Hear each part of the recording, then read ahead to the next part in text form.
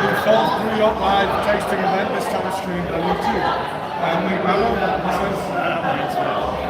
Thanks for joining us. You're probably going to notice it's a bit different this time. We're actually in our beer hall, our socially distanced beer hall. So before we kick off things, first things first, get your can of time travelling taxi, crack it open, because we've got a fresh pipe, socially distanced, delivered by email. So we're going to give you a quick walk through the beer hall, and we're going to go do some proper tasting. And don't worry about the background noise, we're not going to do anything at long, we're just doing a quick tour to show you the social distance measures we have in place up here, and then we're going to be tasting these down in the tap room. So we'd like to talk about those. So this is the beer hall. So we social distance various bits of Brew, one-way system. We've got 20 different tables up here, we can host groups of up to 6. Yeah, so we've got it set up now so you can book via an app on our website. It's booking app. We also got a table service app. So go onto our website, it's got links to both apps. You can basically book a table anytime you want, and also we'll give you a notification of when things are ready. Ordinarily, if you were to visit us here in York, you'd have the option of 2 venues, the tap room downstairs where we're about to head into, where you would have 20 beer options. And then up here, the only venue we're able to have open at the minute, where we have usually 40 lines of beer available. At the minute, we're restricted to 20 down to 20 at the moment, forecast, and it's 16k. We're slowly building it up as we get more comfortable with the numbers of people visiting.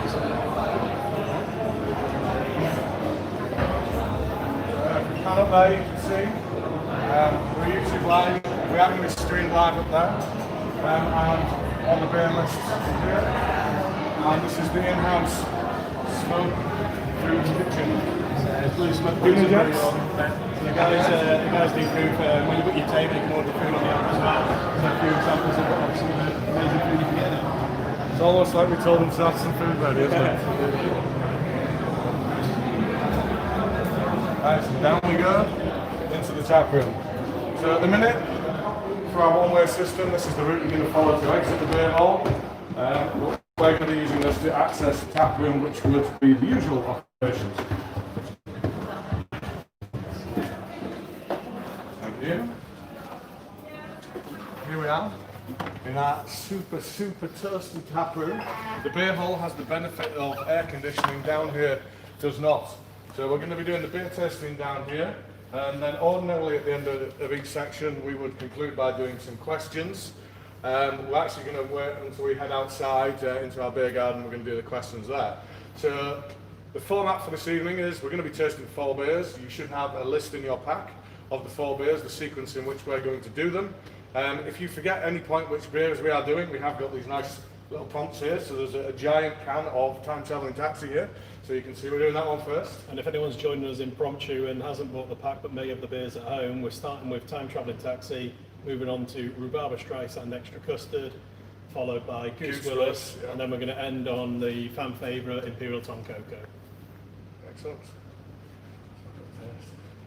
So as we go along, we are going to be filling all your questions. I think as we've said many times, the more questions we get in, the more interactive we can make this, the more interesting it's going to be for us, and trust me, the more interesting it's going to be for you. If you see a little hand coming into screen like this is our friend Alison. She has very small hands. Oh, and she's even saying, hello, can we read that? So if that comes into the screen, that's your questions coming in, so we'll be fielding lots of those, hopefully throughout the evening.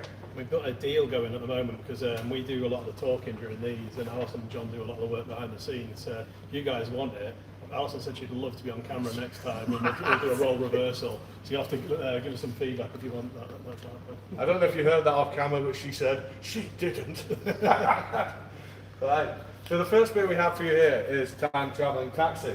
It's a 5.7% DDH pale. It's hopped with 3 different hops. So we have Columbus citrus, Citra rather, and Laurel in there. Yeah. The reason I stumbled by saying citrus is because they are well known for their citrus character. So that's really what we've been attempting to do with this beer. And what do we mean by DDH pale? So DDH is a double dry hopped pale ale. So double dry hopped, I think we've done this in every session so far. If you've joined us for more than one, apologies. But double dry hop means that we do the original dry hopping in the fermenter after well, in this case, during fermentation. We then drop the hops out of suspension, and then we hop the beer again. So it's quite an inefficient way of brewing beer because you do lose quite a lot of beer in the process, but you get so much hop flavour, it's really worthwhile. So we really like the style of it. Yeah, so we think it's well worth the the expense, the risk. It does make for a super hoppy beer.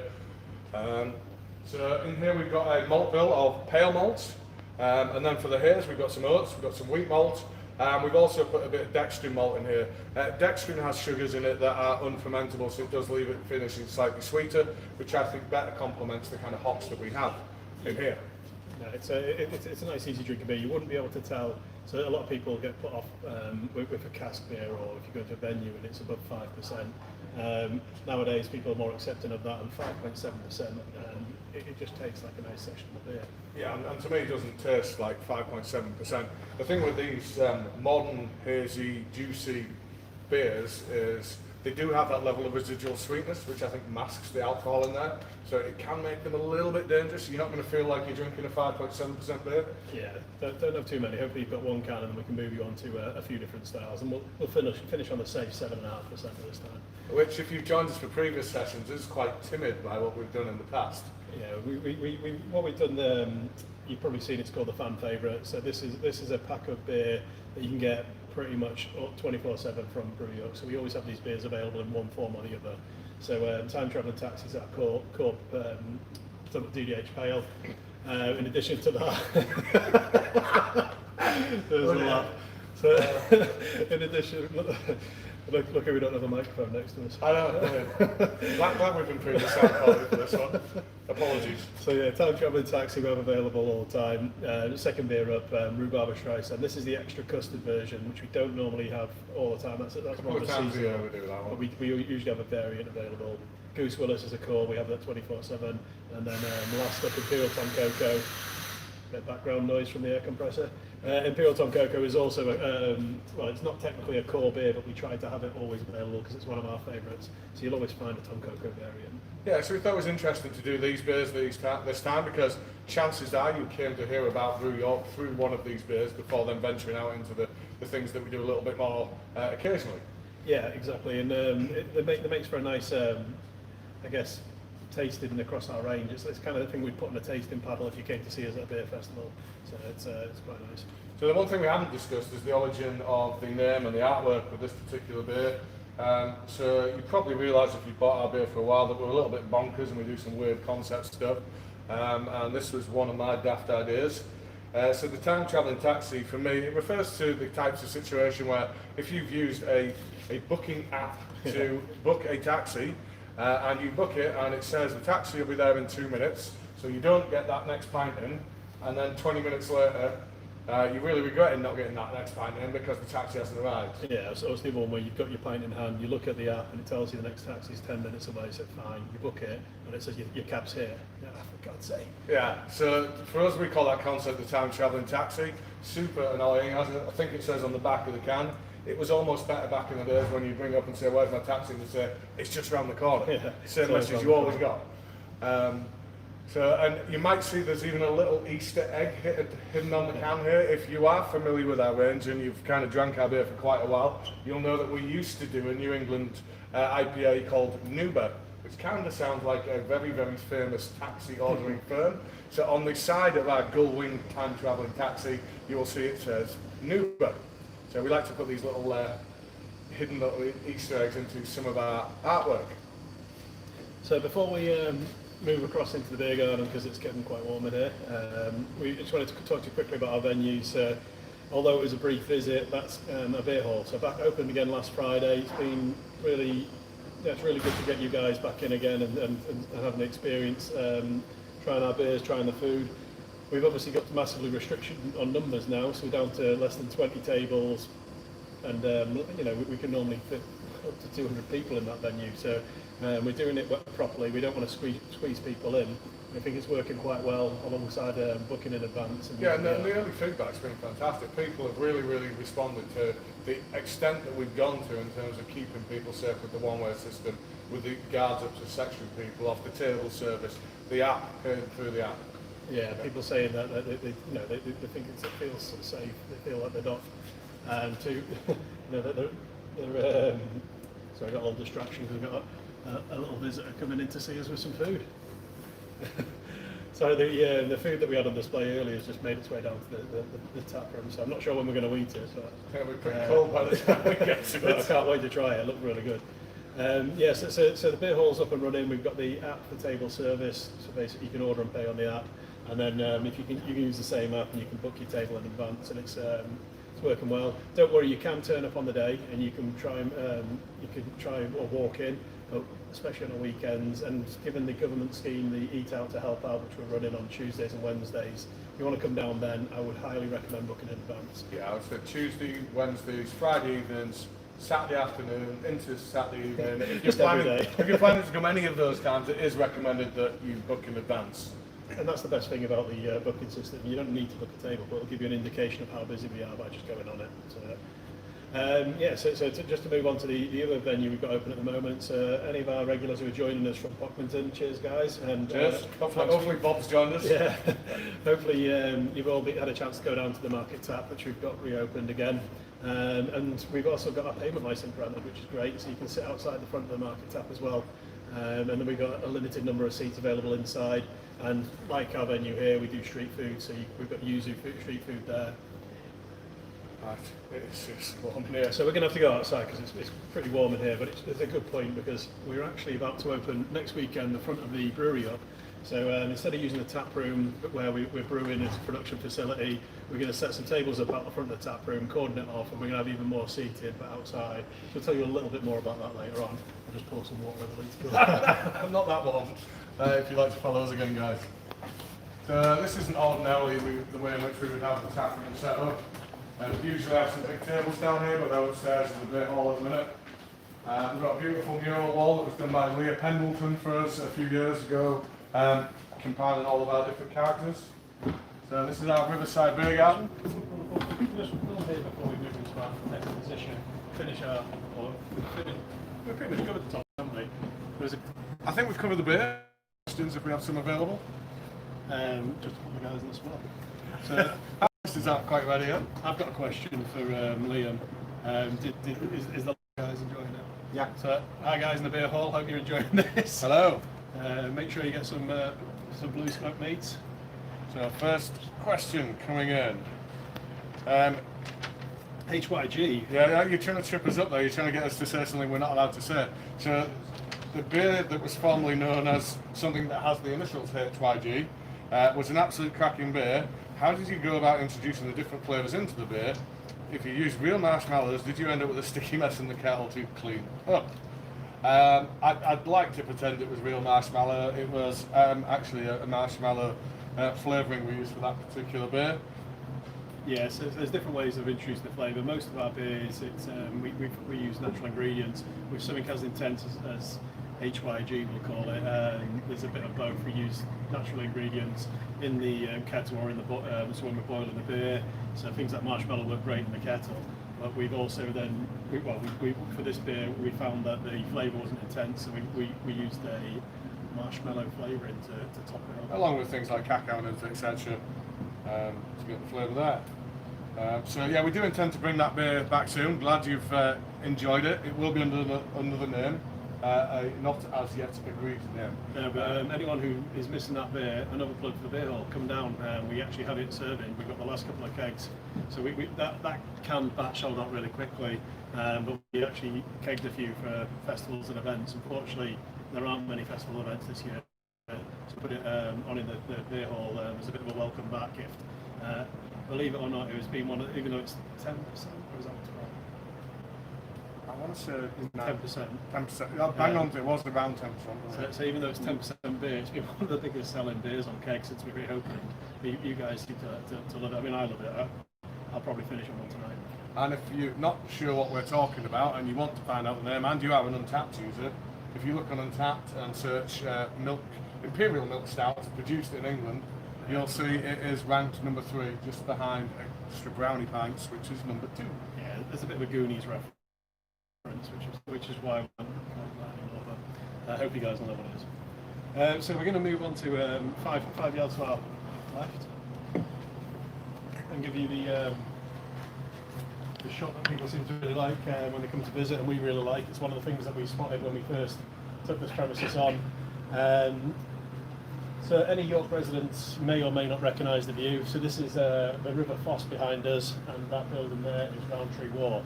So one of the big decisions when we came, not big decision, but one of the big influences on our decision to locate the brewery here was this awesome little yard out the back, which now our beer garden for the tap room. Yeah, I mean, to find a warehouse in the city centre that was 5,000 square feet, it's kind of a tall ask anyway, but then to find one where out the back it actually backs onto a river and has a stunning view like that very much was the clincher. As soon as we saw that, we knew this is going to be the place that we are going to build New York. So the beer we have been poured here is Rhubarbra Extra Custard. So yeah, Rhubarb Streisand Extra Custard. It's 5.5% rhubarb and custard milkshake pale. Wow. It's intense on the nose. Yeah, definitely have a big sniff for this one first, because everything you're smelling there, you are about to taste. This is a very, very big deliverer of flavour. So it's very similar to the sweets that you probably had as a child. So rhubarb and custard sweets was a massive influence on this beer. The Rhubarb Streisand, the core beer we have available all year round. This was a take on that, which we thought we'd look at the flavours that are already in that beer and we try and enhance them and look at the things that people really like about the beer, so custard in particular. So we added more vanilla. So, and a little bit more lactose, which is the sugar that comes from milk to make it a little bit creamier. So I'm not sure if I mentioned it's 5.5%, so a little bit weaker than the last beer, but still pretty sessionable. It's a milkshake pale ale, so pale malt, oats, malted and flaked, didn't go in there. Cararoma, acidic malt. We've got the background team looking a little bit concerned, so we're just trying to work out what's going on. It's so in addition to all that, we've got a bit of ginger in the boil, and then we finish it off with rhubarb and lactose in the boil as well, and then rhubarb and vanilla in the fermenter. So we've made 3 versions of this over the last maybe 2 years. So the first one I think really delivered on the rhubarb, but because you had the rhubarb, it had a little bit of sourness that was big on the custard. But I think we got pretty close to what the boiled sweet was that we had in our childhood. Yeah. But then I think when we really got there would be when we did the sour edition 2 months ago. Yeah, so we brought the Rhubarb Streisand Extra Sour out, and it was a bit of a game changer for the brewing team in particular, who've kind of grown a little bit, I guess, bored of brewing this beer because it's become so popular. And then we brought the sour version out, and all of a sudden the brewing team wanted to brew it because they really like drinking it. So well, we should say, the reason they don't like brewing it isn't because they don't like the beer, it's because of the very high content of oats in it. It turns into this gummy, stodgy mess inside the mash tun. Canadian Goose in the mash tun, which means when you're trying to get the work through the grain and into the kettle for the next part of the process, it's really, really slow. And the process that should take between 1.5 and 2 hours, with this beer it takes 4 hours if we get it wrong. So we've got a question on the beer from Anonymous, or I think it's Anonymous, and it's for Lee. Which is your favourite, original or extra custard? Sour. Option 3. Someone's trying to stitch me up here because I will be completely honest with you. As much as I love the rhubarb and custard sweets, and I think we've done a fantastic job of recreating those sweets in the various different editions, this is not my favourite beer of our range. Then we've got a question from L. Dundon from Dunnington. Who is the Enigma Dobbo? What does that even mean?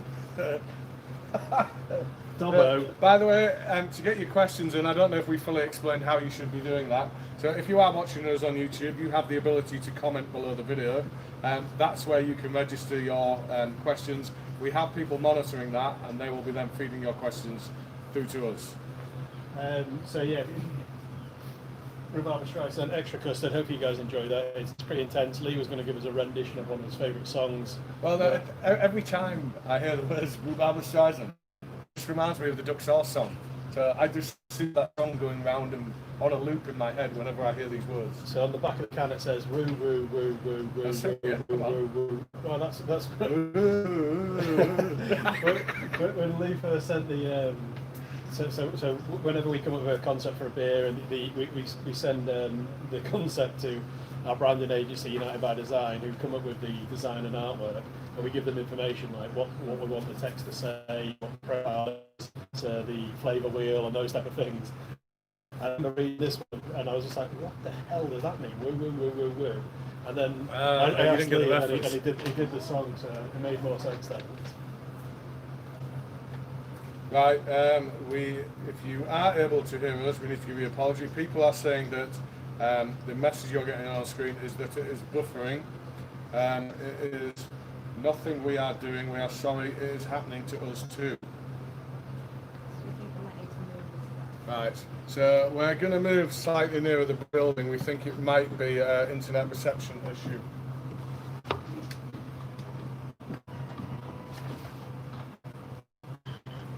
Nice. Okay. Time for our close-up. We've got it preset for Goose Willis now, so. And your cable's cut. There we go.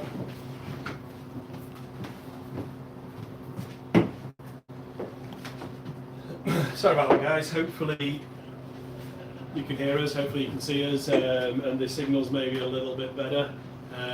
We'll have to maybe give it a few minutes and talk for a bit, and then see if it improves. If not, we'll go to another plan. If we keep mentioning for the next few minutes in case people are joining back in.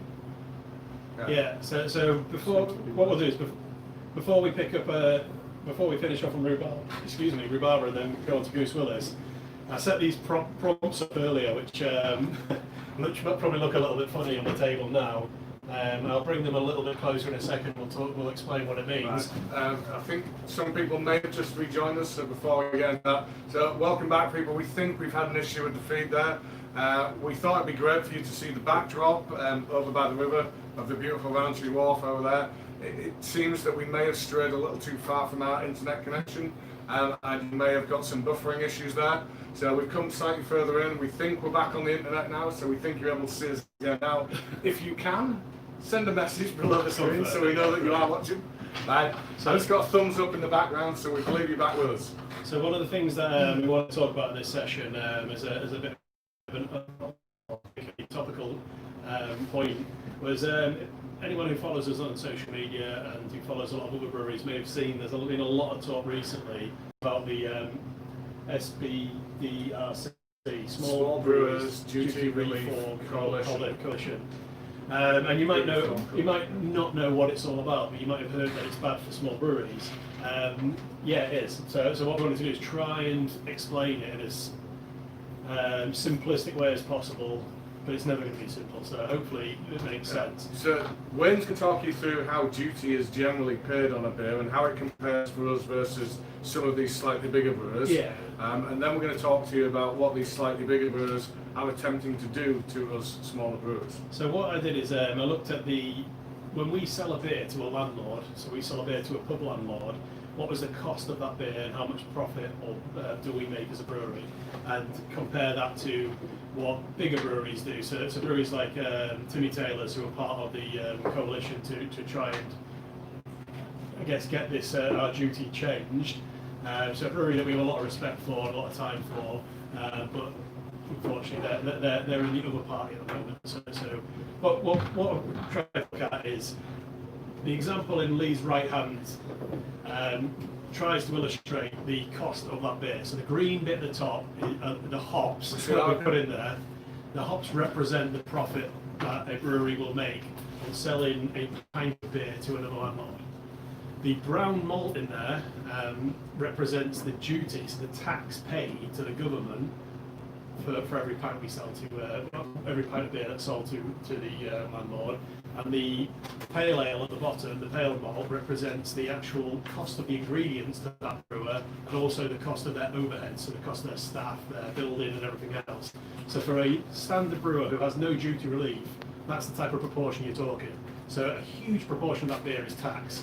A very, very small proportion is profit, and then almost the same as duty proportion, we've got costs in terms of our ingredients and overheads. So the kind of breweries that we have in this bracket that are in support of this change that we're going to be talking about in a second are Timothy Taylor's, Fuller's and Hogsback, who are the initiators of this reform group. Exactly. And there's all your profit gone.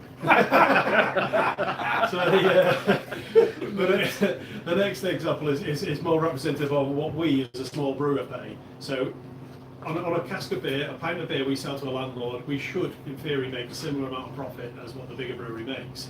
And the reason we still make that similar profit is because our duty is much, much smaller. We get 50% relief on our beer duty, which is a great incentive the government have put in place for small breweries. And the reason we get that incentive, the whole point of this scheme in the first place, was because our costs as a small brewery to brew that beer are much, much higher. So our ingredients costs, our staff costs, our overhead costs, our building costs are much higher. So you can see in that pipe, the cost of our overheads and our ingredients are much proportionally higher. But if you put them side by side, both breweries make the same profit. So the same pint of beer sold to the landlord, we make the same profit. So that's the whole reason this scheme was brought in, to kind of level the playing field, try and help new breweries, small breweries like us, come into the market. And it really has helped us. We've actually managed to, I'll be completely honest, we put a lot of ingredients into our beer. Our beer isn't cheap, and we never intended it to be cheap. So if you go out, we don't cut corners, and if you ask any landlord, they'll tell you that probably a similar thing, that our beer isn't cheap. It's worth what you pay for it, in our opinion. And the reason it's not cheap is because our costs are high. Yeah, we use high quality ingredients and we use them in a high proportion. So what the bigger breweries are saying here is that breweries are coming into the market and they're undercutting them. So they're basically taking advantage of this lower duty that we pay, and they're selling it cheaper to the landlord. And that's never been the case. Something we would do. But don't get me wrong, there are breweries out there who are naive and short-term focused and who have done that, and it has caused problems in the industry. But the solution isn't getting rid of the duty relief that we get. The solution is, well, there's lots of solutions, but one of the solutions isn't to pull the wool from under our feet as a small brewery. So the reason our overheads and our costs are much, much higher, and I'm probably going to way too much detail, I'm boring you to death, but it's a big issue in the industry. The reason it costs us more is we have smaller kit. So for us to brew a batch of beer, it takes us 1 to 2 brewers.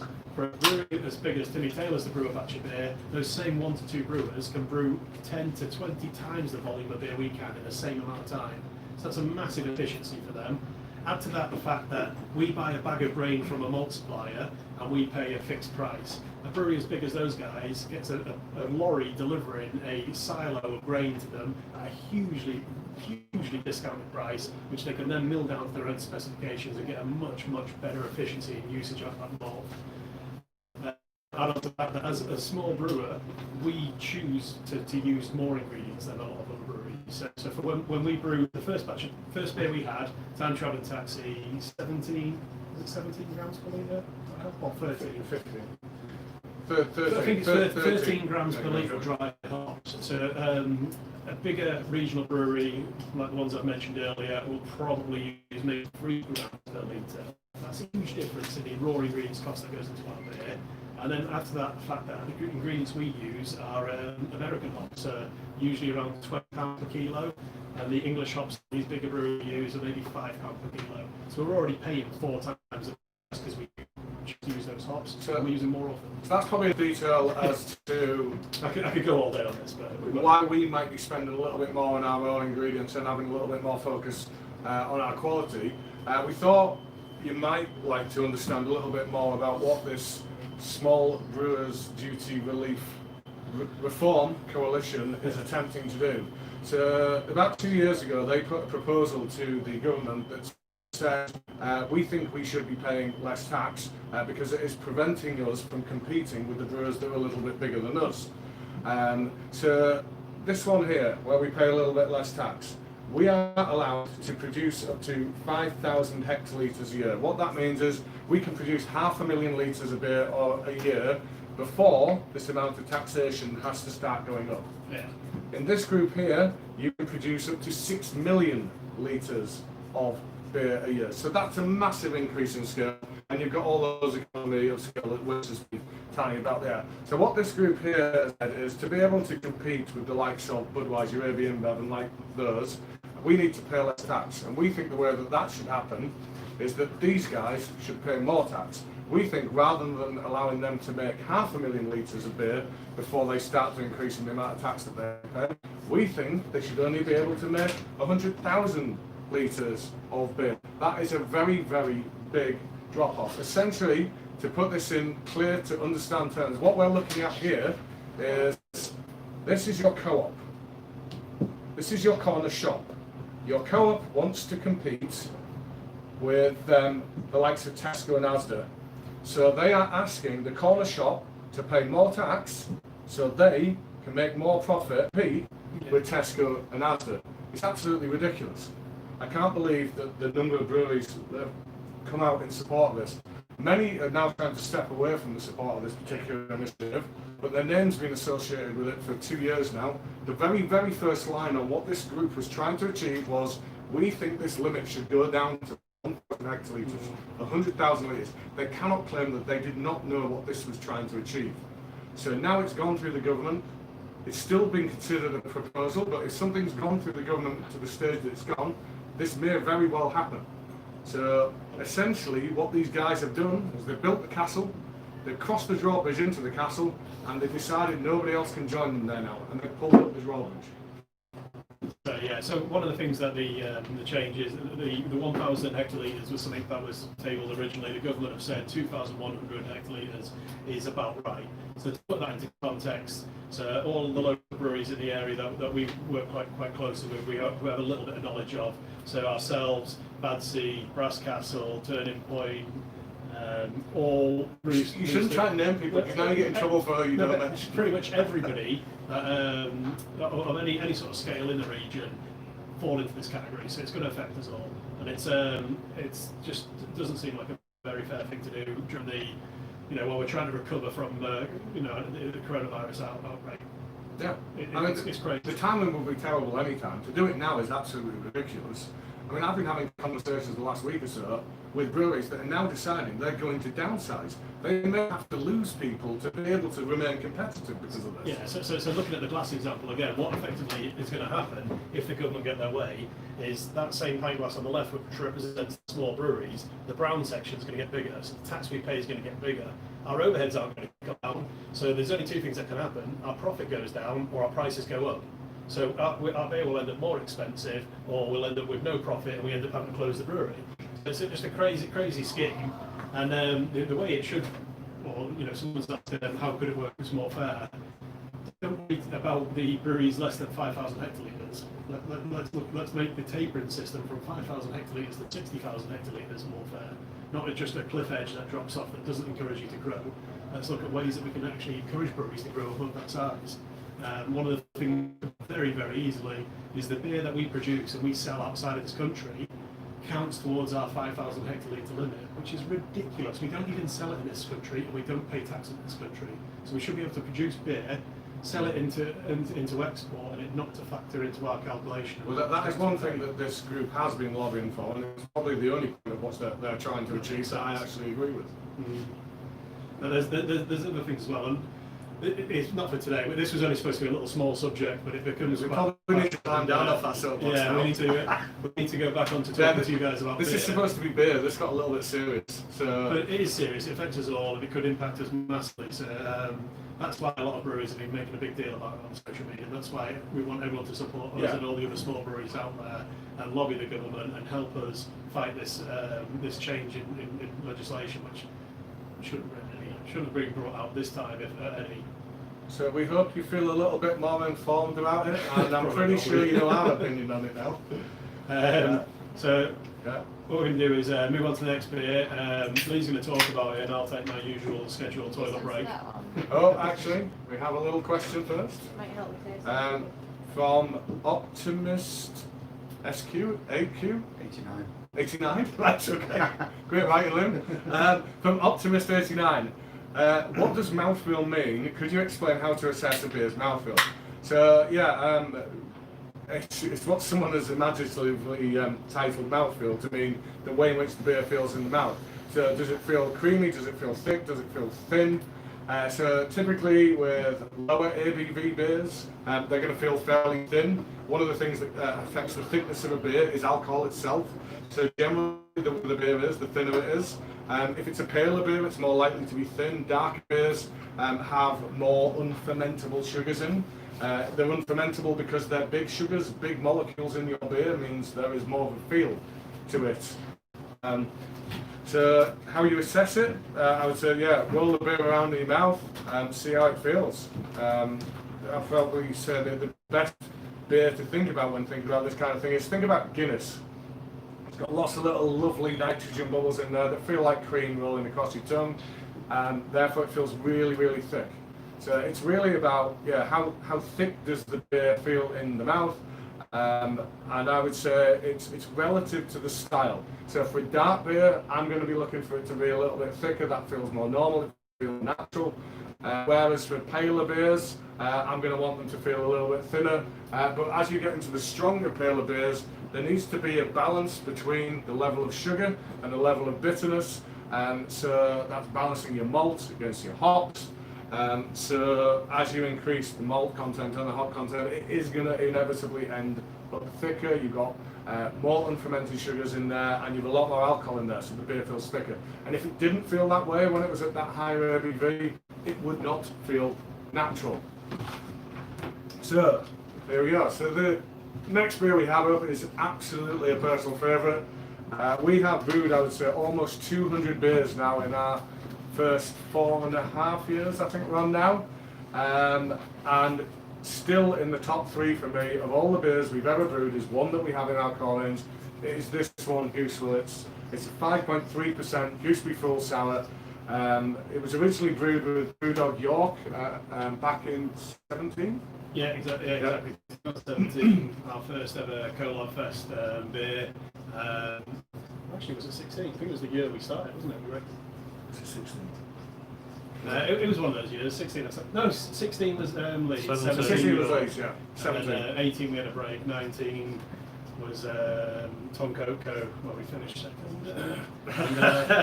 We've been invited to do a competition this year, so it should be good. So if you don't know what Colab Fest is, Brewdog does a festival every October, and for this festival each of their bars all around the world pairs with a brewery local to them, and between them they come up with a beer concept, and then there's a big I think weekend event, a Friday, Saturday, where these beers get launched in all these bars around the world. So it's a brilliant opportunity for a brewery like us. I think this got our beer into, not Tokyo this time, where did we get? Oh, the Roppongi. So you're getting your beer all over the world, and obviously any association with Brewdog's no bad thing. So we were approached, and the brand that we were working with, Brewdog York, they were a little uncertain as to what style they wanted to brew, and they thought, well, a good approach is we'll just bring along some of our favourite beers, and then you tell us from those what you like, and then we'll kind of take it from there. One of the beers we took along was Trolltunga. Yeah, Trolltunga from Lervig is one of our, minor league. Buxton Lervig. Buxton Lervig Colab is way up there on our list of top beers. And massively influenced what we wanted to do that day. Pretty much everyone in the room says yes, if we could do anything like that, that'd be really good. So Lervig are Norwegian. Trolltunga is a very famous Norwegian mountain, so it's named after that. It's a sour IPA that they flavoured with gooseberry. We both, as Willis said, love that style, but we thought we could take it to the next level. We thought if it was in to be more like the Gooseberry Full, as beautiful as Trolltunga is, I like a really sharp sour beer, and I didn't feel it was hitting that nail on the head. And I thought like a kind of counterbalance of a little bit of creaminess with that would work really well. So we came up with this concept. At that time it wasn't called Goose Willis, it was just going to be a Gooseberry Full Sour. And then we said to the Brewdog York guys, come up with some names. And it went kind of backwards and forwards for a little bit, and then they came up with Goose Willis, and we just stopped reading at that point. Yeah, like that, absolutely, that has to be the name for this beer. Hence the artwork. There's your little action hero Goose in his white string vest. Absolutely in no way associated with a very litigious Hollywood star. It was really cool. One of the most rewarding things about this beer for me was when we take it to a lot of beer festivals for us, because of our core range is definitely one of our favourites. And we went to, before coronavirus really kicked in, we were at a beer festival in Norway in March. We were at a beer festival in Denmark in March. Well, you know it. Oh, that's because we just mentioned it, right? So we were at a beer festival in Denmark, in Copenhagen in March, and someone stupidly placed us next to Lervig. So nice for us because they're free bean stout on, and it meant that we could just drink free bean stout throughout the festival. But really nice for us was the fact that the guys from Lervig were drinking our beers throughout the festival, and they absolutely loved this beer. It was like a cool compliment. It didn't dawn on me till afterwards that oh yeah, it was your beer that we based this on in the first place, to tell them about that. But yeah, it was a cool compliment to get. A couple of connections between the breweries, really, because the other beer that we're referenced there, 3-bean stout, those 3 beans are cocoa, vanilla, and tonka bean. And of course, we are known for our use of tonka bean, but they beat us to that with, what's 3-bean stout, about 11-12%? It's quite a big one, anyway. It is not strong, and it's super Tonka. It's kind of exactly our type of beer. Unfortunately for us, Tonka's an intense flavour. We tend to find that people like a bit more of a balance. We don't use it too intensely.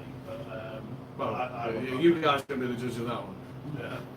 So we've talked a little bit about Goose, Willis. If you've got any specific questions about that beer or anything else, obviously ping us a message. It's got lactose in. I don't know if Lee mentioned that. So I think I missed that bit, actually. This is the start of our, unfortunately, non-vegan friendly section. First beer we had vegan friendly. The next 3 all have lactose in them. So, if you are aware of our beer range, you will know we are no stranger to the use of lactose. It's an ingredient I particularly like to work with. It's a very versatile ingredient. It can do many things in your beer. It can make beer thicker, it can make it creamier. Mouthfeel, what we talked about earlier. Mouthfeel that we were just discussing there, absolutely. When you're using fruit in a beer, there's a bit of an unusual quirk in that fruit is known to be kind of sweet. If you put it into something that has yeast in, the yeast is going to take the fruit sugars and it's going to ferment them out. So you kind of get the background flavour of the fruit, but then you've lost the sweetness, so it doesn't feel right. So if you then substitute that sweetness with something like lactose, then it is more reminiscent of what you think as the fruit. So, yeah, no, I think it works really well. We've got a beer out at the moment, which was one of our first sour beers, Rain on Stick Tuna. I absolutely love that beer.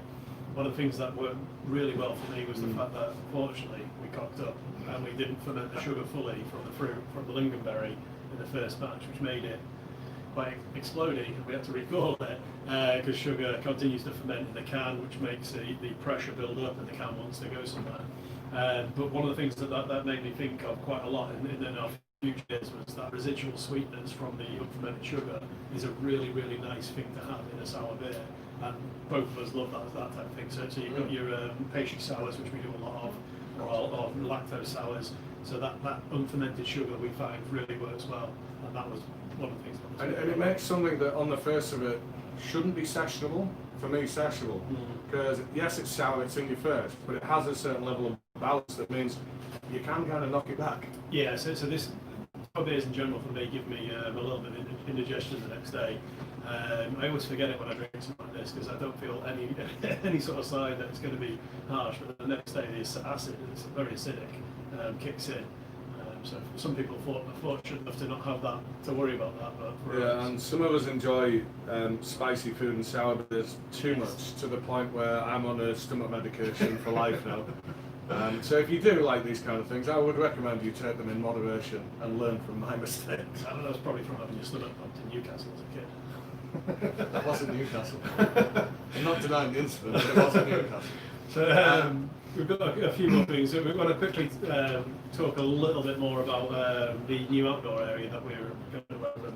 So part of the government assistance to pubs is about letting us open some areas that wouldn't normally be licensed under our existing license. We've been focused on getting the service model right, getting the beer hall ready, making sure that we can serve you guys safely. We now feel pretty confident, feel like it's gone really well so far. So I think it's ready. We're ready to go to the next level of getting the car park open in front of the tap room. So next weekend we're going to cordon the area off. We're going to have some seating out there, and you'll be able to book it from the app like you would book a normal table. You won't be able to put those bookings in until the back end of next week though. So please don't try and do it now. You'll sit in the beer hall if you try and book it now. Once we're ready to put those tables available, we'll put a message out on social media. We're trying to make it obviously socially distanced, make it safe to do so, and make everything nice and relaxed for not just you guys but for our team as well, to make sure they feel safe and comfortable. And it will be open from 4 PM on Friday the 14th of August. I'm looking at our bar director there, making sure I've not stitched him up. Dobbo? Where's Dobbo? Dobbo the house elf. So that's quite exciting because it's something we've always wanted to do and we've done for events, but we weren't sure how the York licensing department would react to it. But we've now got permission to do it till September next year, which is awesome news. We'll be able to do something outside at the front of the tap room for at least another year, which is great. And we're looking at having a kind of dedicated bar to cater to the staff out there. No guarantees on that one yet. It's an option we are exploring. Yeah, it's a balance between getting you guys the full menu with table service, but having enough staff to walk it down to the beer hall, to having a more limited bar with someone manning that, and manage to get your drinks a bit quicker. So we'll look at all the options. We'll make sure that you guys know on social media how it's going to work. Okay, so let's do a few questions here, and we'll then move to the next area. Which happens to be a cold store, so I can't wait. It's going to be nice and cold there. So first question, it's all good, Mike. Should all your non-dark beers be drank straight from the fridge? So it's a really good point. So anyone who's not got Imperial Tonkoko out of the fridge and put it on to warm up, please do so now. Probably a little bit too late, but get Imperial Tonkoko out of the fridge, ready for the next. Well, actually, in today's weather, it's that warm. It probably will warm up. Yeah. But it's a really good point about about basically non-dark beers. Something like Goose Willis. As we're sat out here, the temperature's warmed up quite a lot. The flavour profile of the beer is changing quite a lot. And that, for me, works really well, even though it's warming up. Yeah, no, definitely. I mean, to get into the science of it, you've probably heard me do this one before, but 80% of our perception of flavour is aroma, and your ability to perceive aroma is very, very temperature dependent. So when certain breweries that we shall not name advertise things like extra cold this, extra cold that, they don't taste better. What they're attempting to do by serving that beer colder is to suppress the flavour that might be within it. So they're trying to make it blander. They're trying to make you perceive the flavour a bit less. So for me, dark beers, absolutely, I'm going to want them warmer. They have a lot of different types of malt in there. They're super complex beers. To reveal all those different flavours within the beer is definitely served warmer for the dark beer. For anything that isn't a dark beer, it's very much going to be personal choices. It's how much you want to reveal the different characters within the beer. If you think about red wine, most of them are recommended to be consumed at around about room temperature. But something that's a little bit thinner, like a Pinot Noir, is actually recommended to be served chilled. So there isn't a universal answer as to how any given drink should be consumed. Personal preference, there's a lot of it. So before we started this today, my preference usually is to start on a cask beer, and the Hazer Thunder cask at the moment is one of my favourite beers we do. And it's great, and even when it's really warm like this and it starts warming up, the beer is still great. When it gets too warm, that style for me doesn't work. So I'll probably have a pint of cask beer of that, and then if it's a warm day, I'll probably switch to keg. But I think one of the things that kind of enhances the sessionability of the cask beer is the low carbonation, but it's also that warmer serving temperature. I think it is easier to drink. Yeah, easier to drink, definitely. So we've got one question here from Sam Bernard. Any plans to sell glasses again? I broke mine. I acquired. I love that. Yes and no. So no, we don't plan to sell them on the web shop because unfortunately they're fragile, and every time we start trying to ship them, they break. Yes, in that we found a solution for this, but to be part of this solution, we need you to subscribe to our beer subscription club. So we'll talk a little bit more about that later on, but we developed a box specifically for the beer subscription club, which can incorporate gifts. And one of the gifts, if you're a subscriber, will be a glass at some point. So the glasses are on order. Hopefully they'll be here soon. But yeah, there will be a way soon. So hopefully you'll get to see that, or you might be able to come down to the beer hall and maybe acquire another one. So we've got Liam's watching you though. Now it's table service. It's harder to do that. So we've got a bit of a shout out from Keith Ball. Happy birthday to Amy in Belfast. You guys sort us out with shipping every time we order these. Thank you. Oh, awesome. Our pleasure, Keith. Thanks for joining us, because we appreciate. We don't make any money on shipping. We always pass it on at cost, but shipping costs to Belfast aren't the cheapest. The fact that you guys are supporting us, we really appreciate that. So Robert Harrison, is that a novelist? Is that the guy who wrote Hannibal? No, that's Robert Harris. All right, novelist. That's his son. Right, okay. Have you guys got any seasonal beers planned? Yes, we've got quite a few. Well, seasonal, specific season to the weather. We always have our Christmas beer, Fairy Tale Brew York, which will obviously be coming out. We'll be brewing next month in the seasonal period of September. Yeah, well, I suppose exclusive here first. Ordinarily, we do one a year. It comes in about 4.7%. We always keep it about that same strength. It's usually a dark milk stout. I'm not saying it's always going to be. And we just change the flavours each year. What's a pale milk stout? Once upon a time, it was a white stout flavoured like eggnog. This year, we're going to be bringing out two versions: the 4.7 and a stronger, as yet to be agreed strength, Imperial Fairy Tale of Brew York.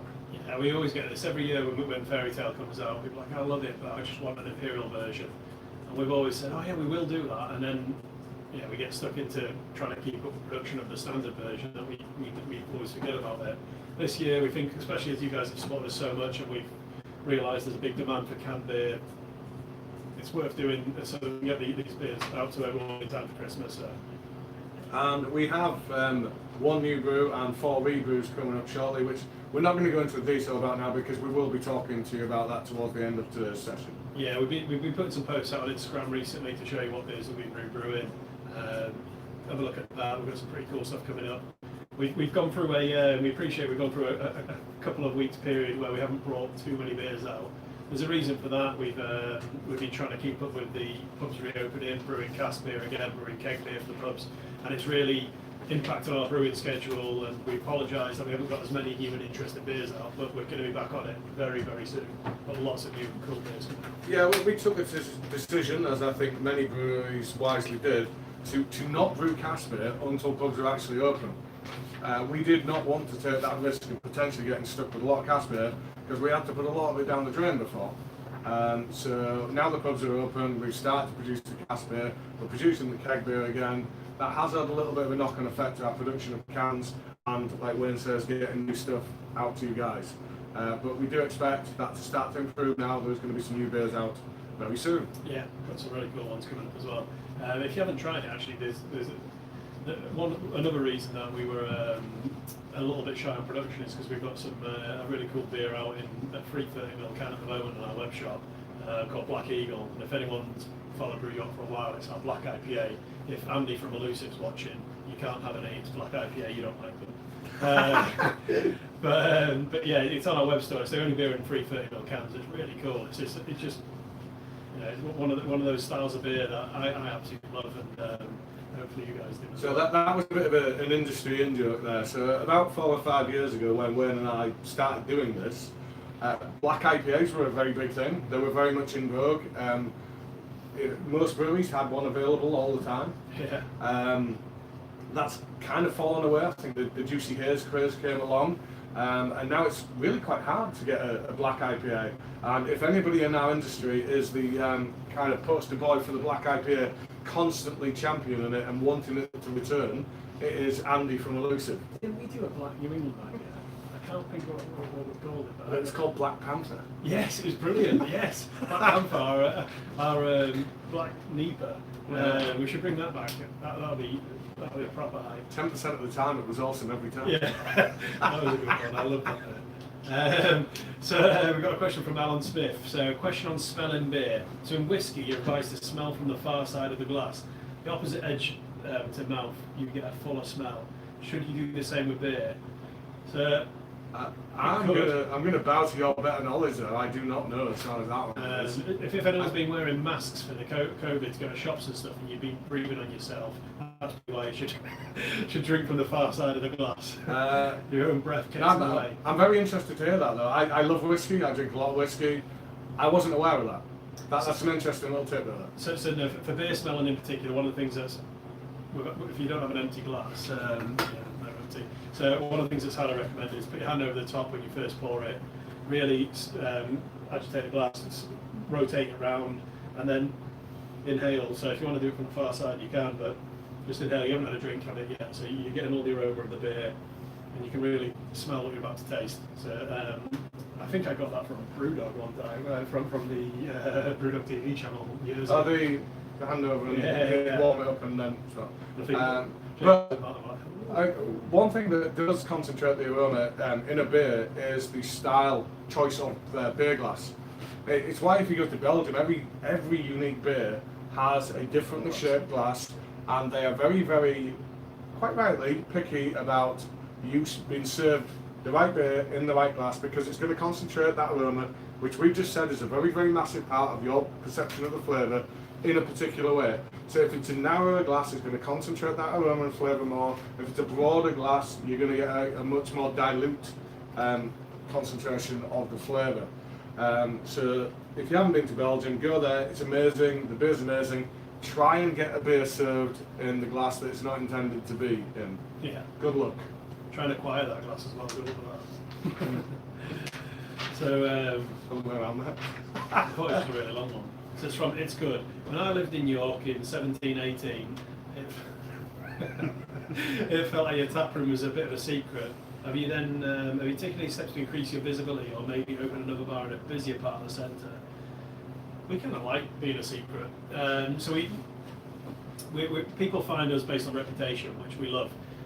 We obviously want to be busy as often as possible. We don't want to have an empty venue, but at the same time, the fact that people know about us from talking to each other, or from word of mouth, and then from review and feedback on social media is a great thing, because what we find is that on the days when you don't want people coming into your venue, so race day for example, when you've got a lot of undesirables in after the races, they're very drunk, you don't want them putting you in your venue, they don't know where we are, so they don't come in. So people, well, I'd say a sanctuary. Exactly, who know us and like our bar, come down and have a drink anyway. So they feel safe to come out still. They're not going to be harassed. So I think it's going to be.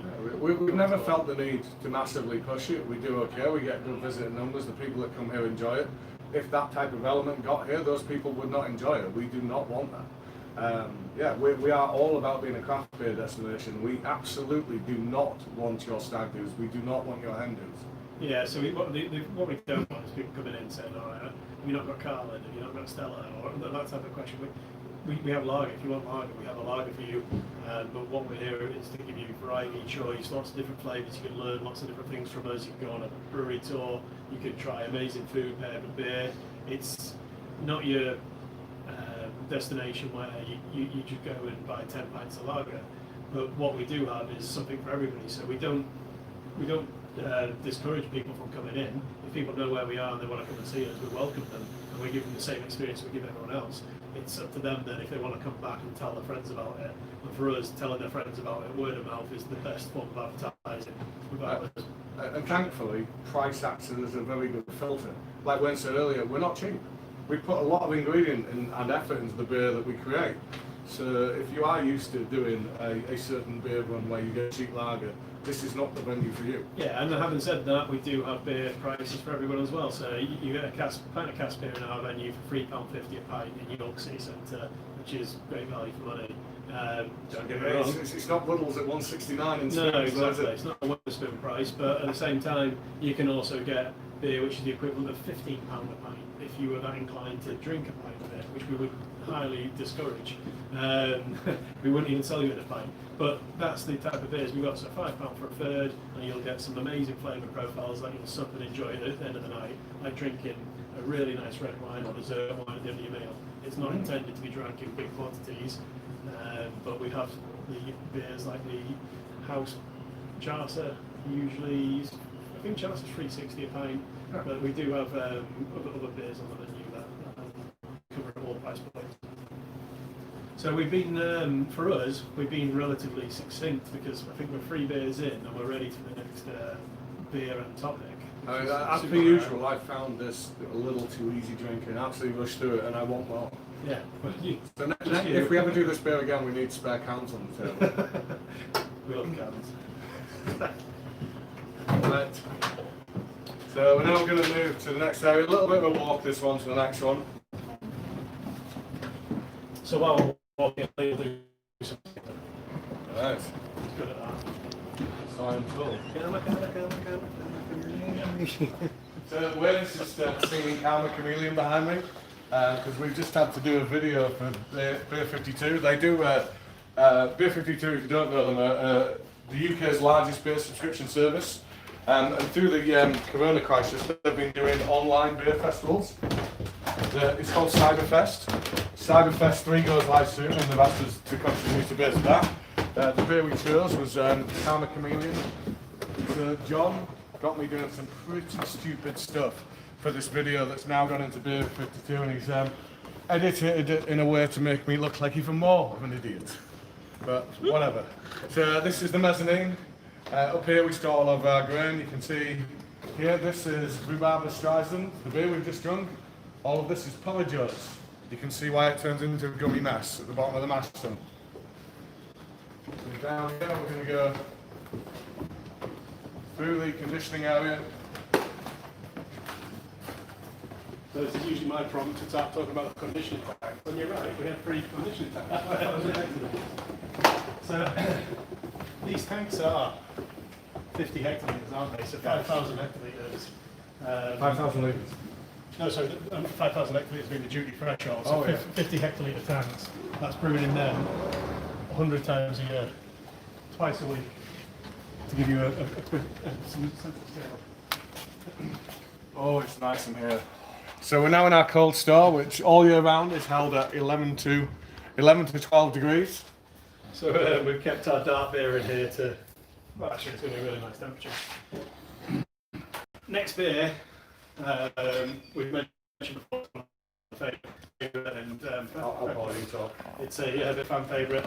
So when we first started in 2016, we brought a festival special beer out for York Beer Festival in September 16. So we brewed it with the volunteers from Camera and also Paul Marshall from the Ruck and Gaskell. So those guys came down and we brewed a coconut, chocolate, vanilla and Tonka milk stout. It was I love how you almost always trip up with that. Yeah, we got there, so well done. 4.3% sessionable milk stout. This beer we're drinking now isn't 4.3%, it's 7.5%. So what we wanted to do as new startup brewers was brew the type of beers we really wanted to drink. We wanted to go a bit crazy, go mad and brew a 7.5% milk stout. We just didn't feel confident enough that people would buy it and we'd know what to do with it yet. So we brewed a safer bet. Yeah, the kind of things that you and I were brewing in our backyards together were not what you would call commercially viable beers. You wouldn't have put the amount of raw ingredient in, and you wouldn't brew them to the type of strength that we were brewing them and expect to make money. No, exactly. So we kind of had to play the safe bet. Yeah.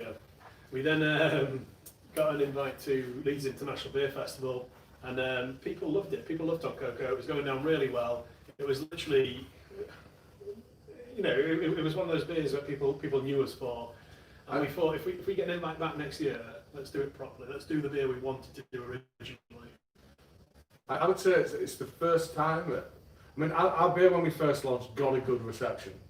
But I think this was the first time we made a proper impact. This is the first time people went, yeah, that's different. That's kind of original. That's really quite special.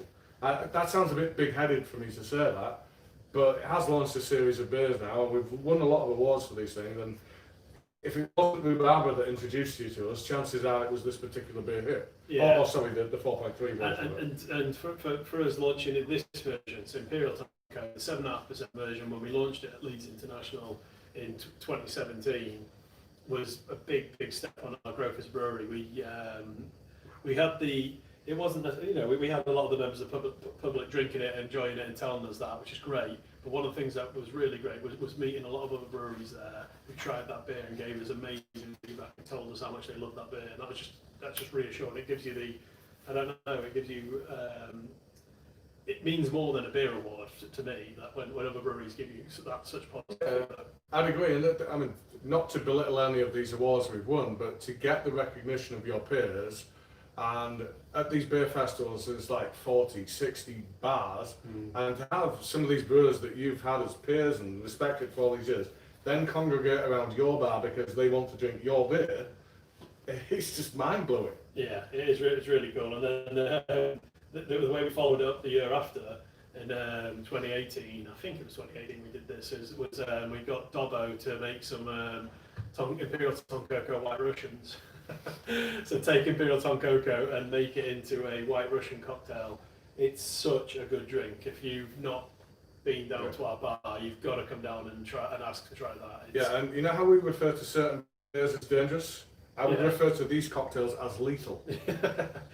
They are going to get you in serious trouble. So if anyone's been on our social media today and seen the promo for our social media manager, Ant, doing a bit of a promo for tonight, saying come and join us.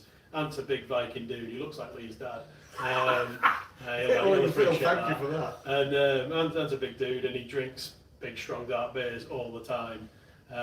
If you've met me and then you think we're tall, we're 6'3", something like that. Ant's about 7'2". No, He's not. He's just ridiculous. I think he's 6'6". Yeah, he's a big guy. He drinks big beers, and then every now and then he'll come into the an event, and John Dobbo will make him some mocktails, so beer cocktails. It's brilliant. It's not often you see Ant swaying, but you usually do a few drinks, a few of those mocktails. Yeah, so I mean, Wayne and I enjoy these stronger type of dark beers, particularly the Percy Stouts, but it's something we would tend to come on to towards the end of the night, whereas Ant will start the night on it and do the whole night on it, and it is hard to get into wobble. But these particular cocktails definitely get into wobble. Unlike Waters, our original taproom manager, the in-house manager. He's now back at work and helping out in the beer hall, so if you come down you get a chance to say hello to him. But Waters wobbles but he never falls down. He's brilliant. Do you remember we went to Magic Rock we were in Huddersfield for an event? Yeah. And I've never seen anyone wobble so much. He was literally asleep on the spot wobbling and he didn't fall down. So we call them like a weeble. You know those things that are kind of round at the bottom, look a bit like a child, and you push them, you can't actually make them fall over, they just keep wobbling back up. I think they call them weebles though. So we call Waters the weeble. So if you didn't realise that, Waters, have you tuned in? Weeble Waters, he'll never fall down. Down the dude. Sorry. So back on Imperial Tonkoko. So we talked about earlier. So the smell of the beer is massive. So if you haven't already drank it all, give it a bit of a swirl.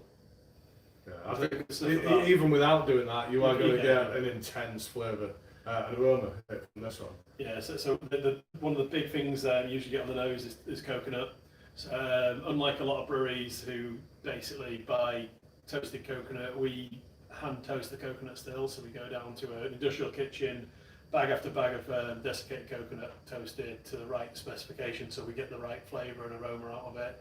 It makes such a big difference. It's so labour intensive. I can't explain, but if we didn't do that, it wouldn't be the same. There's a few reasons we do that. So if you toast coconut, primarily it's going to make it taste more like coconut. You're going to get a bigger coconut hit out of it. Coconut also has high oil content, so by toasting it and then laying it out on some parchment, you will absorb that oil. Oil's bad when it comes to this. You see, we've still got a bit of a head on here. That would not exist if there was oil in here. For example, if you've had oily peanuts and then you have a sip of your beer, you'll notice the head goes off your beer. Oil is bad as far as this kind of thing goes. And if you are buying commercially toasted coconut, was it toasted 6 months ago? Was it toasted? Yeah, we don't know. So we toasted it, and inside 48 hours, that is in our infusion vessel. It is doing this particular beer. And this particular beer has 150 kilos of toasted coconut in it. We had to customize an 800-litre vessel to be able to do this infusion. Yeah, cheers, Bad Seed. We bought one of their old fermenters off. Cheers, James and Chris. So the other thing that's massive on the nose on this beer is Tonka. Tonka is a really unique flavour. So if this is the first time you tried a beer with Tonka in, welcome to the Tonka Club. It's a bit of a Marmite-y flavour, unfortunately. Some people really don't like it, but we love it. If you don't, it's the flavour you're left with. So when you first sip this, you're going to get the coconut and chocolate up front, a little bit of vanilla, but the thing that is left sat on your palate is very much that Tonka with that hugely complex almondy, some people say sour cherry, a little bit of vanilla going on in there. It's a weird ingredient. But. It can be a little bit medicinal to some people as well. So, you know, like PT whiskey has that medicinal flavour. Not a lot of people get this, but I sometimes get it with Tonka. And it's a really weird one. If you were to put a Tonka beer on your bar for a long period of time, it will taint your lines. I remember going to a pub and trying a beer, and I can't remember what the beer was, and I was like, "What beer do you have on last?" He said, "Oh, it was one of yours. It was I can't remember what Tonka-based beer it was. It wasn't Tonkoko because it was a pale one." So that's quite. Maybe you've become like hypersensitive Yeah, to it and because the beer that they put on, all I could taste was Tonka in the back of my mind. So maybe it was just. It's super potent. It's one of the things that you taste the most of in here, and it's the ingredient we use in the smallest quantity. Yeah, we don't use too much. You don't need a lot of it at all. One of the cool things that came off Imperial Tonkoko in 2017 was we met the guys from Fierce for the first time. So we hung out with Dave and Louise quite a lot at that festival, and it was awesome. Really, really nice people. You meet a lot of people in brewing, and those guys are two of the best. And the wider teams, there's a big Dave, and also really cool, the rest of the guys. One of the things that we said is like, let's make a beer. They brought out Very Big Moose, and then we had Imperial Tonkoko. Like, let's do a beer that blends those two flavours, and that's where Very Big Moose Tonka came from. And that is a nuts beer. It's Very Big Moose. It's a really, really chocolatey, intense Imperial Stout. Obviously, Imperial Tonkoko, very coconutty, Tonka-based beer. The Tonka flavours went into Very Big Moose. It was nuts. There was a lot of Tonka in there, but in a really good way. If you tried it straight away, it wasn't quite ready. That type of strength needed a bit of time. It has an intensity to it. So good. But that was the most intense Tonka beer I think we've done with something else. It's very much an ingredient for moderation. When we started using Tonka, there wasn't many people using it in the market, and I think while we use it in a lot of things, I think our use of it is mostly moderated. Whereas I have had other beers where it is full on Tonka, and I don't know why you bothered putting it. You got to balance it out. So one of the beers that massively inspired us to brew this beer was Hawk's Head Tonka. And when I go back and drink that beer now, I still appreciate what it was and how much it influenced us. But that is like Tonka to 11. It is, but in a very, very beautiful way. And it's only just occurred to me that there's kind of a full circle to this beer. So Leeds International 2015, I think. Was it the year? 14 or 15. 14 or 15. So that was the year that Hawk's Head launched Tonka. They had a little tent outside the front of the town hall in Leeds, and they had Tonka on the bar there. And we were doing the little tour as you do at the beer festival, encountered this beer there. I had it, I thought it was absolutely stunning. Went off elsewhere, I came back, and then I just had another pint of that. And I was in a mess by then, because their version of this Tonka beer was 9.5%. Yeah. But another thing we should have mentioned earlier is Tonka, I don't know how it does it, but it has an incredible ability to make alcohol. So something that might be 9% is going to taste about 4 or 5. So we were first introduced to the ingredient of Tonka at Leeds International Beer Festival, and then we launched Imperial Tonkoko, this beer, the amplified version of the original Tonkoko, at Leeds International Beer Festival.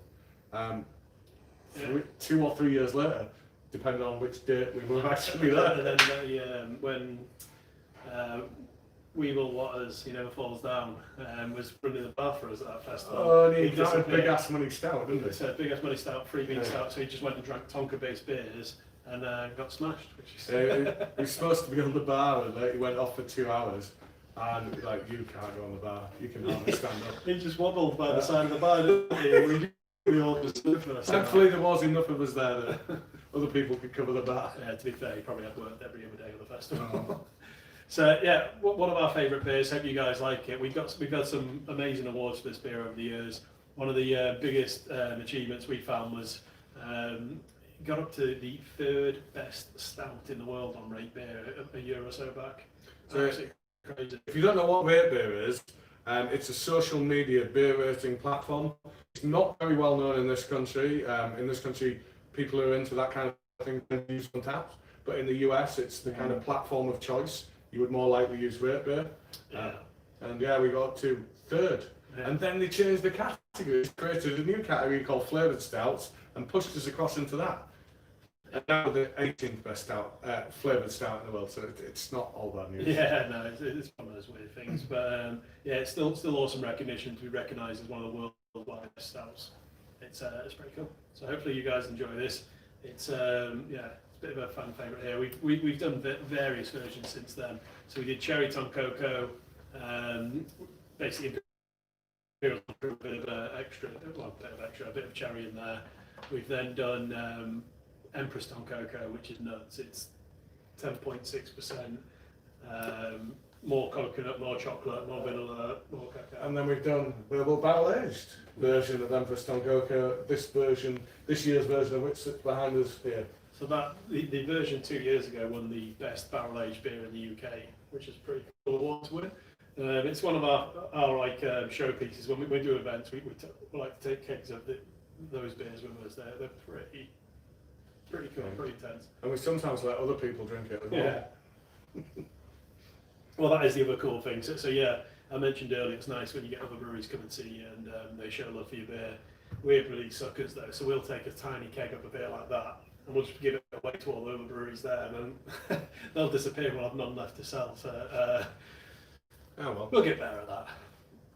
So yeah, and that's Imperial Tonkoko. If you've got any questions about that beer or other questions, again, ping them in. We've got quite a lot of interesting stuff coming up. Should we do some more questions before we get to the final bits we need to get through? So the first one we have is from Robert Harrison, or Robert Harris's son, as you like to refer to it. Do you have a least favourite beer? What are the things you don't like that makes a beer a bad one? Oh, well that's easy for me to answer, the last part. Diacetyl, or diac. So when yeast ferments and creates alcohol, it also creates a few not so nice tasting things. One of which is this compound called diacetyl. It has this kind of buttery flavour. It's very predominant in a lot of traditional English cask.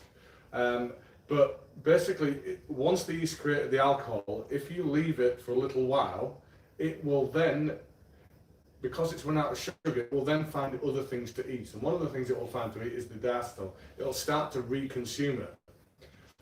So this compound should never be in beer.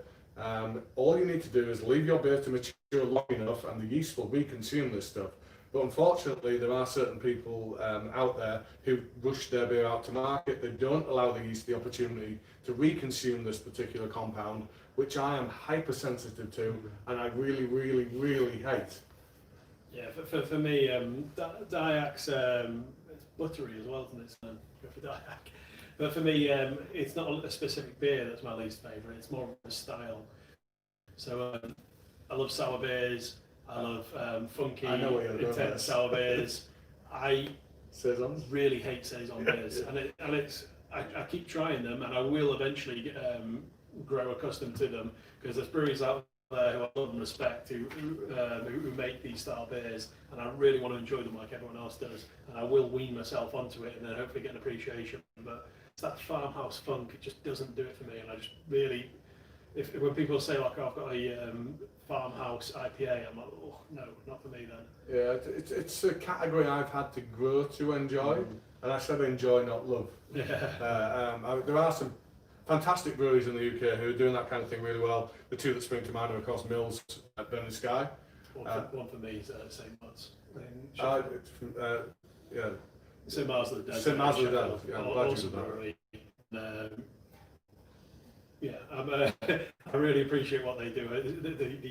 The styles they brew that I like. I love their beers. The other ones I appreciate, and I'm trying to get into that style to try and really. Yeah, the type of yeast that's used to produce them just create this. I'm absolutely right to call it, which is not pleasant. But if you produce that beer right, and we don't make these beers, so I can't claim to know how you produce these right. It's all about balance. If they're done right and you get the right balance, they can be clean and they can be crisp, and then the only light character of this farmhouse thing, which can complement other things in there. But some of the ones we've had that just full on farmhouse funky, and they're not good. Exactly. So yeah, for me, that's where I am. Have we got another question here? From Tiny? So from Megan Royer, will you brew better latte than never again? We're going to in our bar, aren't we? No. Latte Night Vision. Yeah, we've used latte in a couple of beer titles. We've got a few at the moment. If it's that style of beer, coffee, lactose, Espresso Patronum. Espresso Patronum was a collab we did with Amundsen, awesome brewery from Norway. I'm not going to say Denmark. So awesome brewery from Norway. We've got a lot time for, love their beers. Lee loves Dick, I love their beers as well. It's desserts in a can. Can we be clear what that means? Thank you. So those guys make awesome beers, and we brewed Espresso Patronum with those guys last year, and it's about to come out in the next couple of weeks. Super intense coffee espresso flavours coming in, along with lactose, vanilla, and they make amazing beers, and they're some of the coolest guys in beer that we've met. Yeah. So, South African Jeff that owns the brewery, super cool dude. And then Jürgen, who came across to brew the beer with us. They just looked small. He made us look small. The guy is the best part of 7 foot. He probably made Ant look small. But yeah, specifically that beer, Better Latte, we probably won't brew that anytime soon. We will definitely be making coffee and lactose or coffee milk style beers, and that one in particular was a massive fan favourite. That got voted for in the. To be honest with you, I like that beer. It was up against some big names. Flat Pack Figafil was my awesome. favourite. That was a Tonka bean milk stout. It was up also against the Chocolate Orange. Chocolate Orange, which John's extremely annoyed that didn't come out. And then the other big one was John Biscotti. John Biscotti. John Biscotti was one of the most biggest intense flavoured beers we've made. I absolutely loved it. I thought that was a shoe-in for this. To be fair, it's great that Espresso Patronum won. We were gutted to the point that the others didn't win, that we're just going to brew most of them again anyway. Yeah, you also had enough interest, you want it back. So. Another one coming in? From Sally Butterworth, what comes first, the beer or the name?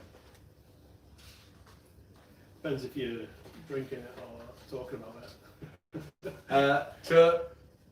What I always say about this, Sally, is that there is no universal answer. Sometimes we have a recipe, and then we brew it, and then we come up with a concept to go with the beer.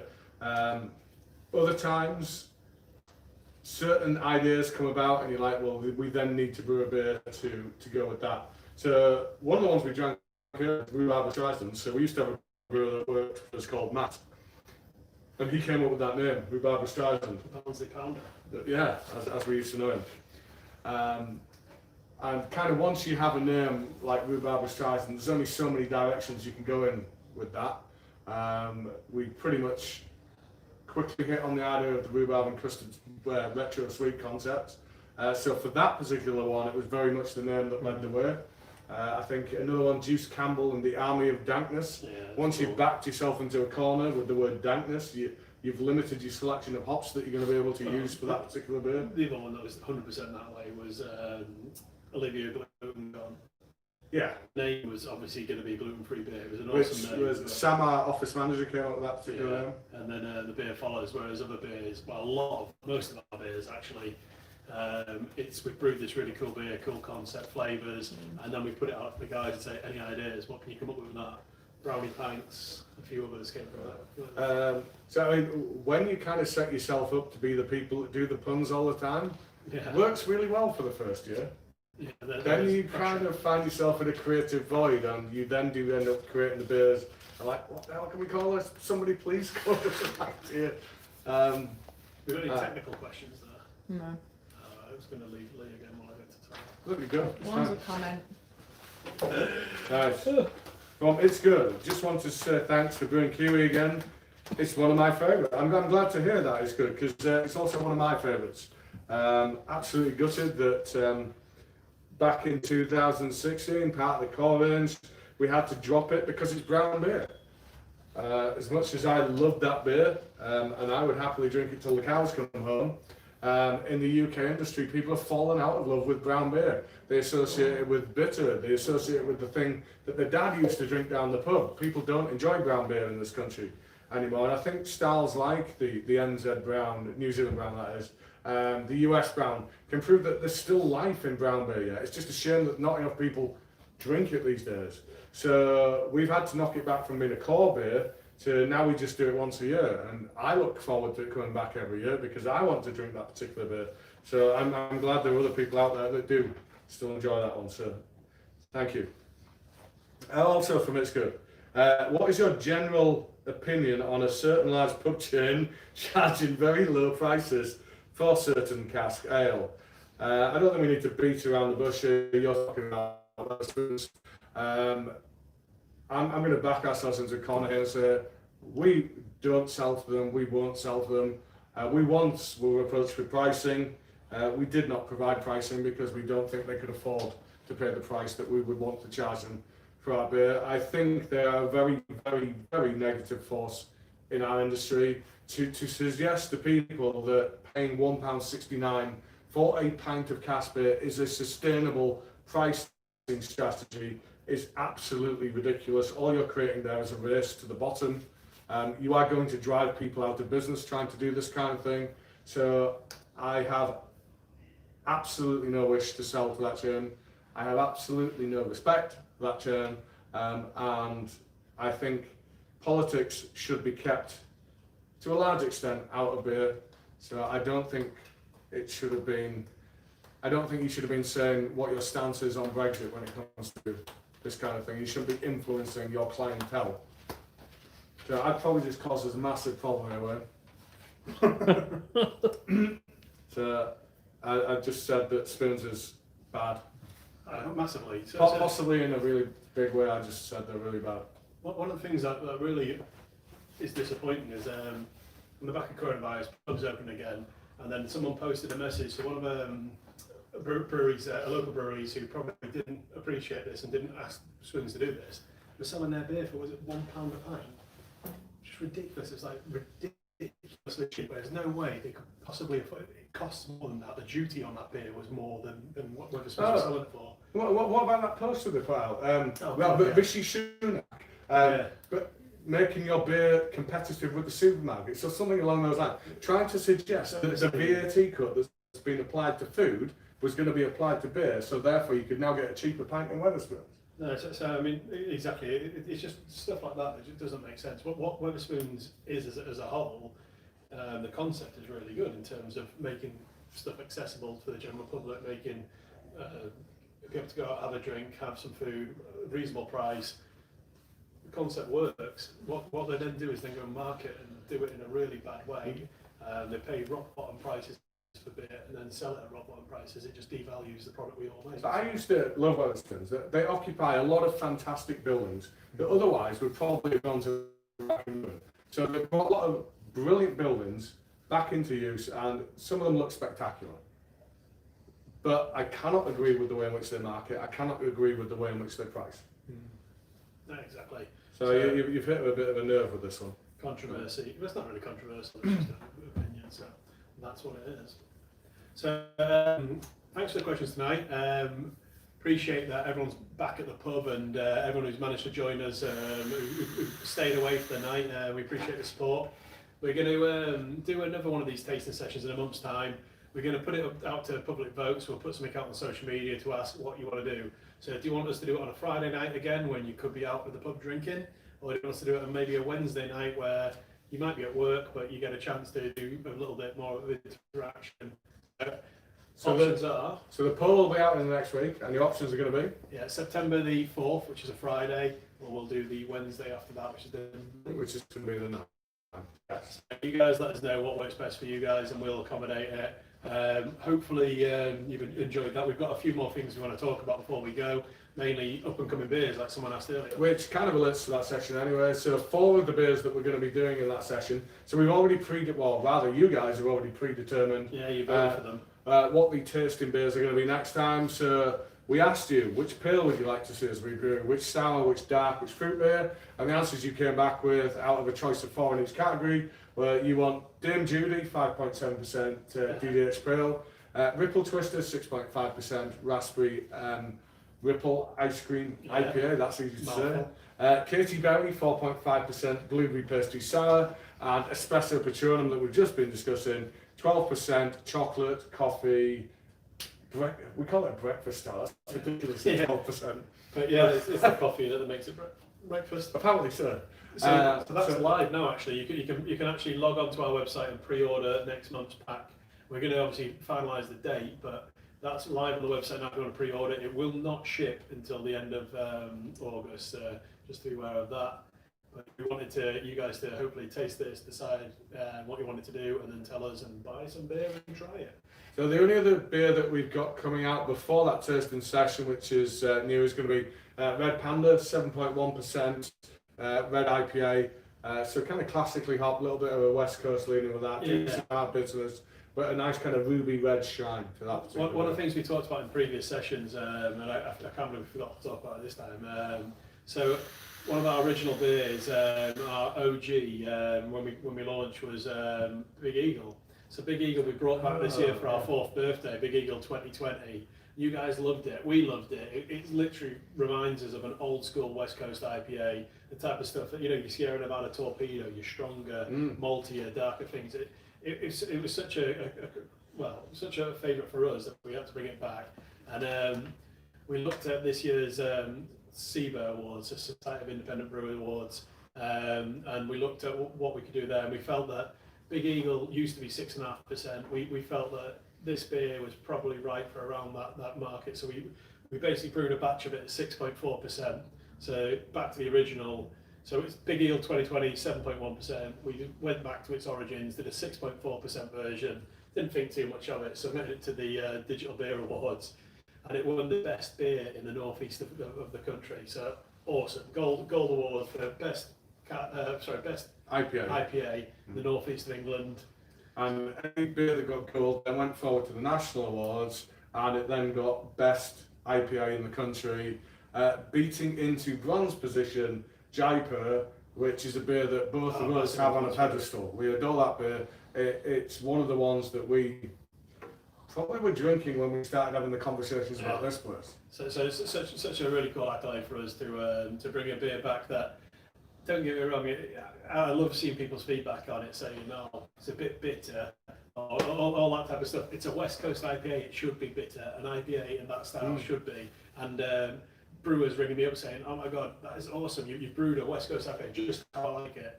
And then the public saying, well, it's not hazy and it's not it's bitter. Well, so when we got into the beer scene, what we understood of American beers was exactly that. It had a good malt backbone, it had classic American character, a bit piney, a bit resiny, and it had a massive hit of bitterness. Exactly. And then the pendulum swung so fast to this juicy hazy thing of almost no bitterness that people have, to some extent, kind of forgot this. And thankfully the pendulum's starting to swing back that way a little bit. It is really cool to get some recognition for it. So Big Eagle's back properly. So 6.4% version in can, keg, and very, very limited edition cask in our own bars. So look out for that in the next couple of weeks. Can't wait, honestly, 6.4% Eagle. I'm going to leave you to talk about the final couple of minutes.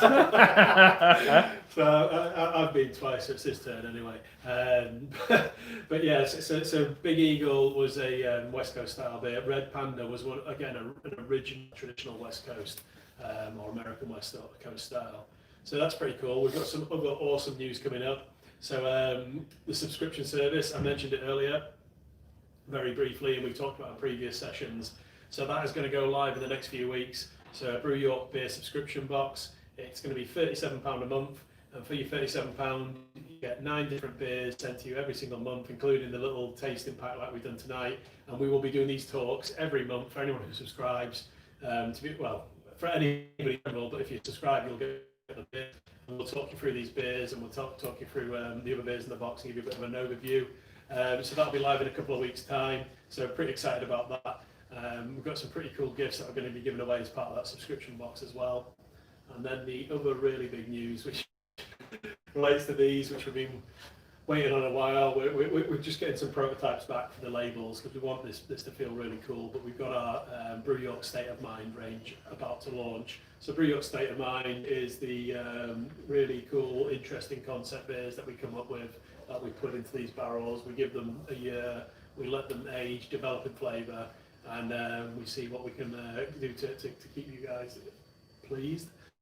We've got the first one is the red wine barrel aged cherry Tonkoko. So that should be out in the next month or so. Really, really excited about that. Followed by, and this one's going to be really cool as well, the bourbon barrel aged Mockerman. So Mockerman Randy Savage was another coffee. Coffee seems to be a theme at the moment, but Mockerman was a beer we brewed with the guys at Turning Point. So crossing Knaresborough, originally Kirby Moorside, Kirby Moorside, about 30 miles from here. Somewhere. now Knaresborough, Harrogate area. Yeah, so we brewed a beer with those guys. Bourbon barrel aged Mockerman is going to be pretty cool. Mockerman sold out really quick. It was one of our quick selling beers. Favourite festivals as well, when we had that one on the bar. And obviously it's got the cheesy puns like we go with, and lots of wrestling theme on the branding. So it's a pretty cool beer. So Yeah, lots of garishly coloured spandex. and if you give us enough likes in the feedback, Lee will wear some of it. Nobody needs to see that. He's taking up cycling. It's going to be one of those guys. I'm not going to be a mammal. So from Michael Crozier, what do you think will be the next emerging popular beer style? And with your saisons, just can't grow to like it. Beer styles. Is West Coast coming back properly? I think West Coast is coming back.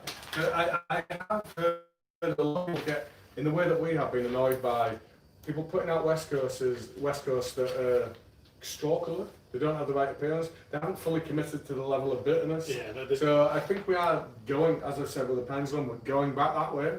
It'll then swing back and we'll find a nice balance in the middle of East Coast versus West Coast. I think there's room in the market for both. I think they're both really good styles. I think West Coast IPA, you can't beat it. For me, it's such a good style of beer.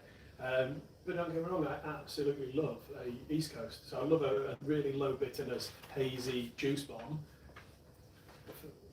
But I think you and I have an emotional connection with the West Coast because that got us into the tea. That goes into the beer. So it is that we like to drink it, but it's also, it's like taking a step back in time to consume those styles for us. I get it. I get people can't quite get that. Well, it's intense on your tongue, so bitterness. But as to what's going to be the next emerging styles, with things going on at the minute, the hard seltzers, no and low's massive right now. It's estimated that inside about 2 to 3 years, 20% of what was the usual beer sales is going to be the no and low, so no alcohol, low alcohol beers. But for us, barrel aged beers always been a thing we wanted to do more of. We just didn't have the capacity and size to do it. Hopefully, we'll have that in the next few months or next few years. We'll see. I think the thing that is truly breaking through right now, and it's been threatened for about 2 to 3 years, is the craft lager. I think we are now in the era of the craft lager with your Tonkokos and what's the Bristol one? Lost and Grounded with the Kellepils. These kind of beers are like stand out against the macros now. Yeah, the new one for me is the is proper spontaneous beers. So the type of stuff that a lot of breweries, not many breweries are, but some breweries are doing a really good job of. So you look at what we went to America a few years back, and went to Allagash, which is amazing. So Allagash is a brewery with their own cool ship who make real sours. We make sour beers, but we do it through kettle souring. These guys do it through a cool ship and an actual wild bacteria. Those type of breweries, there are quite a few now in the UK, and they're doing really well. People seem to love it. It's a specialist beer style, but people love that style. We love it. We'd love to do more of it. So hopefully in the future we'll be able to do some of that.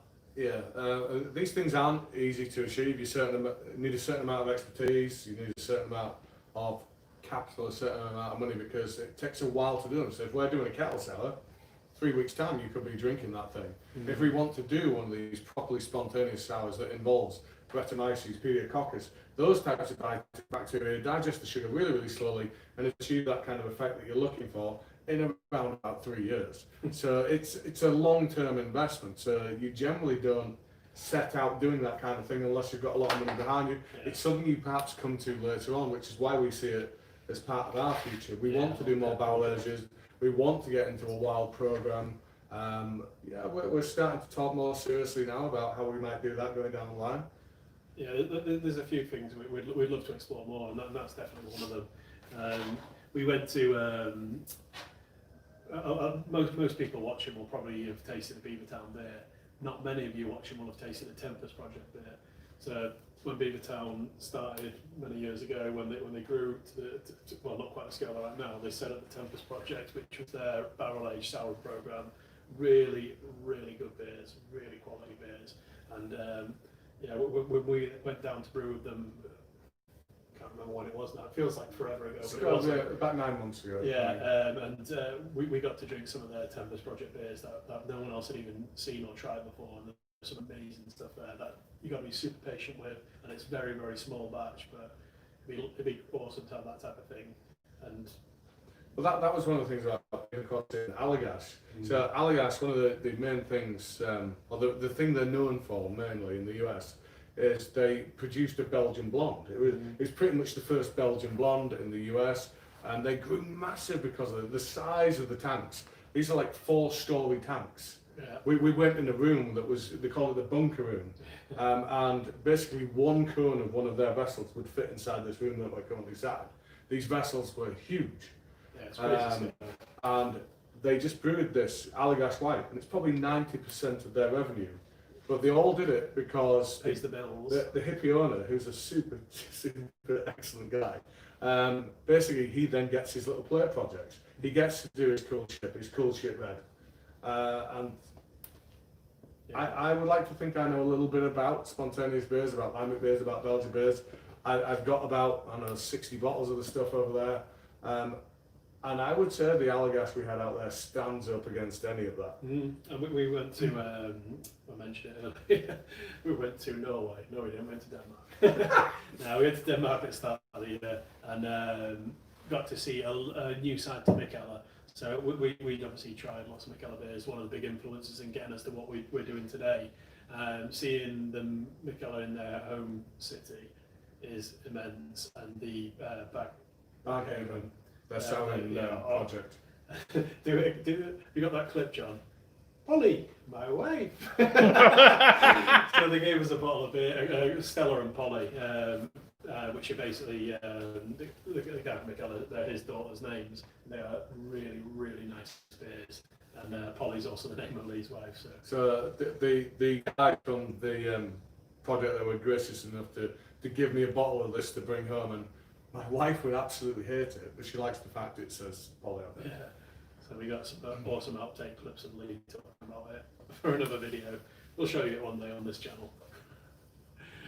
But yeah, so lots of interesting stuff that we think is going to be coming up, and we're hoping to be part of that scene as well. So fingers crossed. So thanks again for joining us. It's I presume you did subscription service before? yeah. So We're going to be doing this, like we said before, Friday the 4th or Wednesday 9th. You guys let us know what would be preferred for you guys. And yeah, any questions in the meantime, send them across to our channel, and then we will try and answer them at the next session. and as always, we'd love to hear your feedback. So if you do have any to offer, good or bad, send it through to info@brewyork.co.uk. Thanks for if you watched live, and we know from last time a lot of people watch after the event. So thanks to you guys also. Cheers. Yeah, cheers.